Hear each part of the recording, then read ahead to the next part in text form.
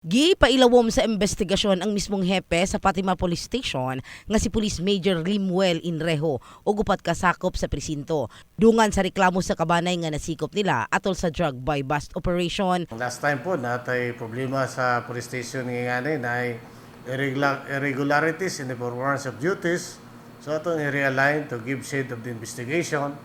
Ato sang standby diri ang iyang pagka-officer then to be announced later kung unsay dagan sa investigation. So under investigation to karon, sir? under investigation to mga atong subject for relief.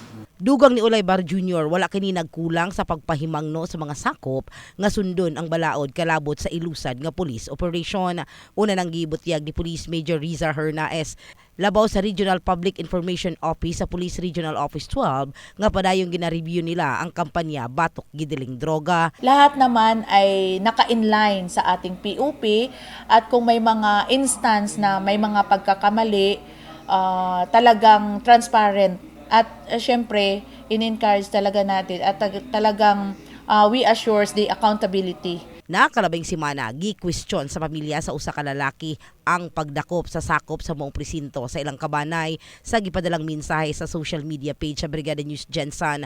Natingala sila nganong gidakop ang ilang kabanay nga si alias Wang Yu gidakop lang sumala pa kini nga walay search warrant o warrant of arrest og dihang nasayra nila tuan na kini sa presinto dunay bunog og gikaingong nakuhaan og putos sa gituuhang shabu. In the heart of changing lives. Kini sa Brigada Richard Gubalani.